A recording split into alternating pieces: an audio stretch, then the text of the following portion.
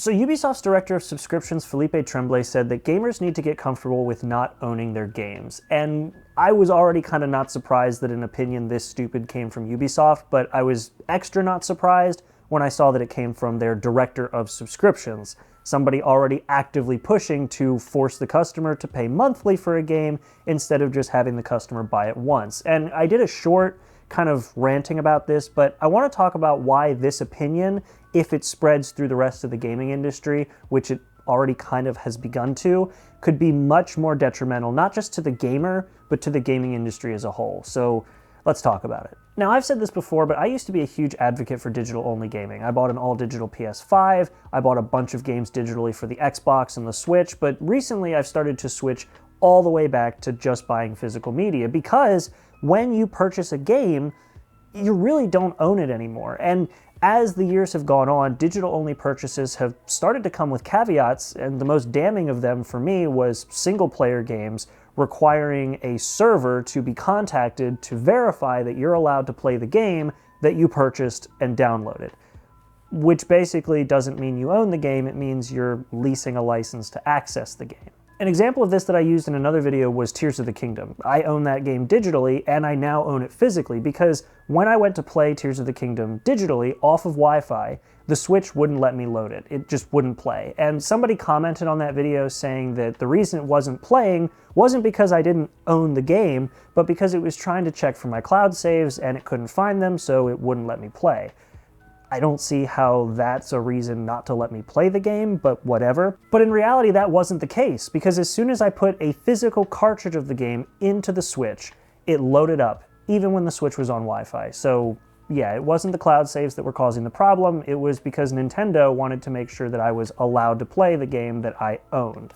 And when you take that concept of having to reach out to a server to verify that you can play the game and put it into a subscription model, it becomes a bit of a bigger issue. But to be clear, I don't mind subscription services, which probably sounds weird coming from somebody who just said that they're a huge advocate for physical games, but the reason why I don't mind subscription services for games is because if I want to buy the game, I can still buy the game. I can go to a store, pick up the disc, and buy it. But if it's a game that I'm not 100% sure I'm going to keep, or whatever the case may be, I want to try it out, or I want to stream something that's popular, whatever the case is, I can just play it and I don't have to really put down more than a monthly subscription to access the game.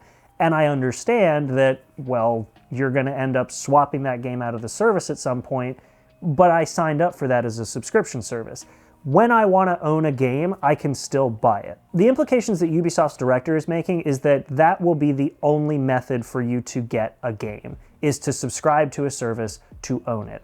And that's a big problem, because if you can't actually get a game in any other way but a subscription, number one, that's a monopoly, but we've seen time and time again that, at least in the US, the government doesn't really mind that, which is another reason why I don't trust the government, but we're not talking about that here on the channel. But it also means that the games that you may really care about might just cycle off of the subscription and you'll never see them again. So imagine if that was the case back when Far Cry 3 or Assassin's Creed 2 was out, and you wanted to go back and play one of those two incredible games, and they're just gone. If the games down the road got taken off that subscription service and you wanted to play them again, well, too bad. You can't play them anymore. And the only way you could even hope to play them again was to either pray that they were going to go back up on the service at some point, assuming that Ubisoft even wanted to do that, or find a way, whether it be by piracy or ripping or whatever, find the original copy that was pulled from that service and download it to play it, either emulated or whatever the case may be. What happens is that by not allowing a user, or a gamer in this case, to own something that they want to play, you are not only encouraging them to push back against you as a company, which no company wants. I don't care how controversial they want to make things. No company wants pushback. But you're also encouraging the gamer to pirate. And if you don't believe me, look at the comment section on this video, I'm sure it'll be there, or other videos talking about this same thing. People are saying that if buying isn't owning, then piracy isn't stealing. And I generally take a fairly hardline stance against piracy. I think that if there's a way to own something legally, you should absolutely do that. But if companies continue to make owning something legally and keeping it for yourself, keeping a copy of something for yourself, if they keep making that harder and harder, then they themselves are making the bed they'll lay in, and that bed is piracy. Like I said, I take a hardline stance against piracy at every opportunity that I can. If you can buy something legally, absolutely do it. But these companies, especially what Ubisoft is trying to say, really puts me in a hard spot, because what are you supposed to do? How are you supposed to own the games? Oh, they don't want you to? Well, then I guess piracy is your option.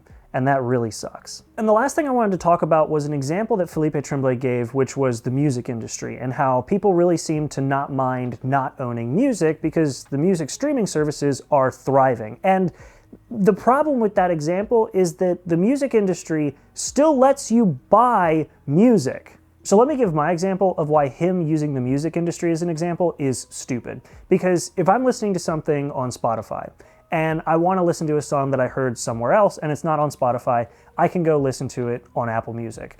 Generally, I have the two of them because it covers everything that I'm looking for. But if it's something I really want to keep, I really want to own it, I can hop onto iTunes and I can just buy the album from iTunes. And when I buy it from iTunes, I get the files, the actual files on my hard drive. And if I take my computer offline, I copy those files to a flash drive, I put them onto an iPod, which has no Wi-Fi connectivity whatsoever, I can still listen to them. And I can keep them as long as I keep the files. If you, Felipe Tremblay, if he is pushing for people to not own games, taking them and putting them all on a subscription service and not producing them physically, or allowing people to purchase them at all and just putting them on a streaming service, then, well, no, it's not like the music industry, because you can still buy music from the music industry or stream it. You have options. And that's why I don't mind streaming services, because it is an option. Now, companies have proven over the years that buying things digitally has become a very, very bad proposition for people who actually care about the quality of their content.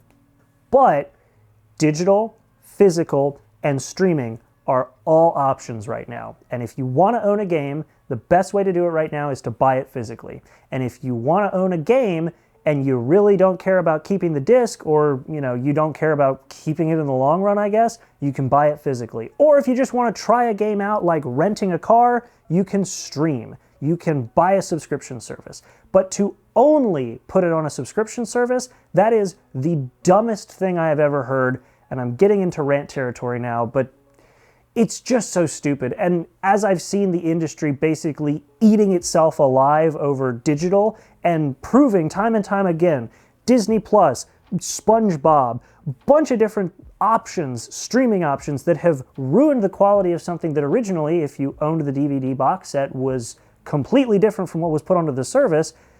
As companies have proved over and over again that that's what they're going to do, the more, in my opinion, buying something physically makes sense, because you're just getting a physical thing with what you want to own on the disc, on the cartridge, whatever. I mean, I don't know about you, but I really appreciate the fact that when I go to play something like, I don't know, Ocarina of Time on the Nintendo 64, I can just grab the cartridge, plug it in, turn the console on, and play it, and I don't have to hope that the servers from 1994 are still active so that I can play the game that I purchased years ago. And unfortunately, with digital and subscription services kind of forcing that down our throats, that's the future we're looking at. Going to play a game in the future, hoping the servers are still online, only to be disappointed that they're taken down and that a game that we built precious memories with and wanted to share with our kids is no longer available for us to share. Ubisoft should be ashamed of themselves. Felipe Tremblay should be, if not fired or bumped down in position, at least given PR training so that he knows not to say stupid shit like this again. And I think we as a whole, gamers, people who enjoy media, basically anybody who enjoys actually owning and preserving content, we need to make it extremely clear that owning something is the most important part of generally the production, the sale. Owning it is the most important thing, because once it's in our hands, it's up to us what we want to do with it. And if we want to preserve it for future generations, that should be our choice and not the choice of the company. I'm flubbing my words here because I'm getting pretty passionate, because this pisses me off. Either way, that's been it. That's my little rant about this stupid Ubisoft quote, and that's all I'm going to say about it. Hopefully you enjoyed this video. If you did, maybe subscribe, like, the whole 9 yards, and I've got less ranty videos coming up shortly, and I hope to see you all there. Thanks for sitting through this rant, and I'll see you in the next video, not rant video. Make sure to be there, and have a good one.